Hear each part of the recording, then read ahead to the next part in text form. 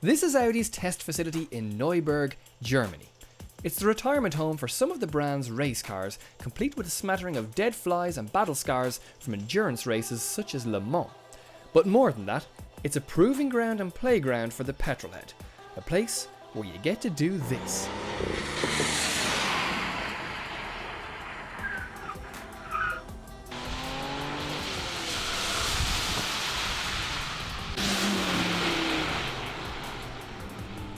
It all looked like good fun, so I was teamed up with my partner for the day, and it was time to give it a go myself. So we've got an enormous amount of torque, an enormous amount of speed, lots of brake horsepower, and after getting the green light, that means go. Hard down onto the pedal, I'm waiting for a red light. And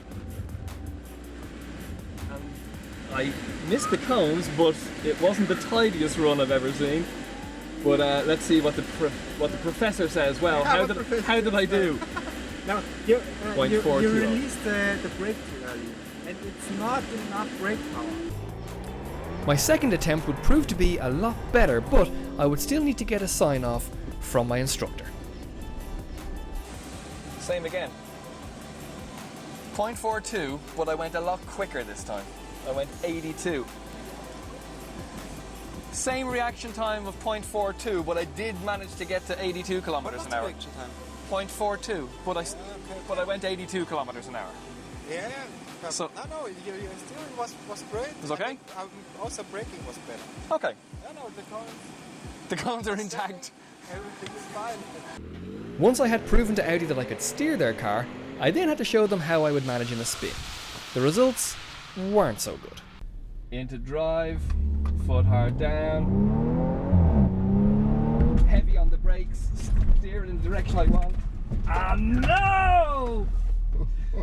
Defeated by the carpet. It felt so good for so long, and then all of a sudden, gone. That's just how quickly it can go on you.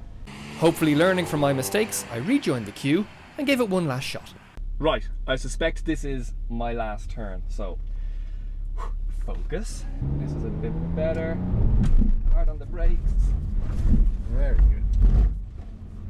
That wasn't the worst thing in the world. I did manage to detach my watch in the process, so I was trying. Oh, I get the wave through and the thumbs up. That's as good as a kiss and a hug from these guys. But the best was yet to come, because once I had finished clowning around in the S4, it was time to climb into Audi's supercar, the R8 V10. Okay, we are about to go out on track in the R8. It's the V10 version.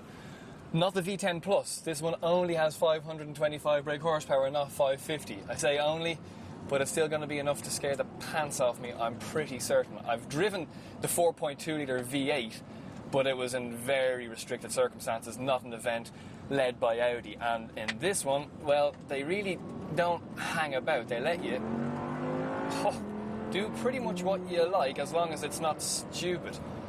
And that V10 from the Lamborghini Gallardo is an utter joy.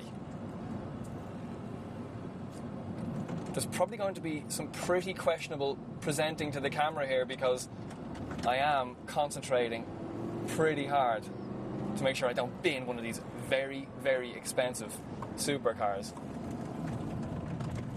And I'm trying to remember all of the basics of racing. Talking would be a good bloody start, but of racing, it's, you know, all the acceleration on the straight, all the braking as well on the straight, and then slow in and fast out. But as Walter Roll used to say, well, I just prefer fast in and fast out, but I'm not a Le Mans winning racing driver. I'm just a pretty ham-fisted journalist who is having the time of his life in this facility in Neuburg. If you get the opportunity to do this, and you can, I mean, you can. This isn't a money can't buy kind of a trip. You can come over and do this. This is fantastic fun. And if you're a petrol head, you've got to do it. You simply owe it to yourself to come out here and trash these wonderful machines around the place. Now, I've done probably, I don't know, 6 laps maybe 5 laps in this R8, and I'm knackered. How the hell does anybody do a 4-hour stint in the middle of the bloody night? They have to be properly mental to do that. Now that we've slowed down a little bit, well, I say that and he's just sped up again. Well, nothing I can do about that. But what I was going to say was, I really am cherishing driving this V10. Partly because, well, a V10 is quite a strange engine configuration nowadays. You don't really see it in many other manufacturers. But also because it's a naturally aspirated V10. And as more and more manufacturers are building supercars and high-performance cars that also have to conform to very strict... Sorry.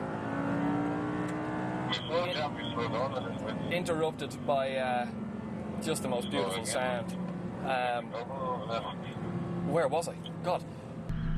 My inability to speak in the R8 became something of a common occurrence.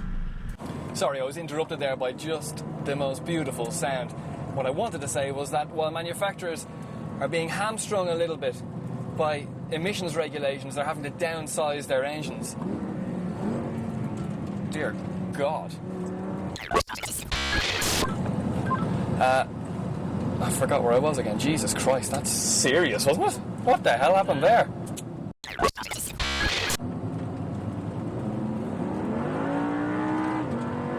That's not gentle on the accelerator, but I just can't help myself, because when you open the taps, oh, it's nectar for your ears.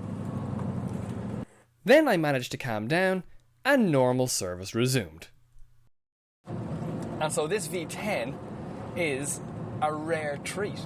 And I do love a naturally aspirated engine. There's something just genuine and shouty about it that, you know, it really has to try its hardest to keep pace with everything else that's out there, because it doesn't have any help from exhaust gases blowing a turbo. It doesn't have any sort of torque fill or curves or anything like that. It just has, yes, that big, noisy, meaty, proper, old-fashioned V10. Now all I need to do is find somebody with one of these on the used car market who doesn't appreciate the value of it, because I would have one of these things in a heartbeat. They're that good. Generally speaking, safety and fun aren't synonymous with one another, but the Audi Quattro Centre is quite the exception. And as good as the S4 and the R8 are, and they are brilliant, the entire day was only made possible by the hard-working team behind the scenes. They really make it an unforgettable experience.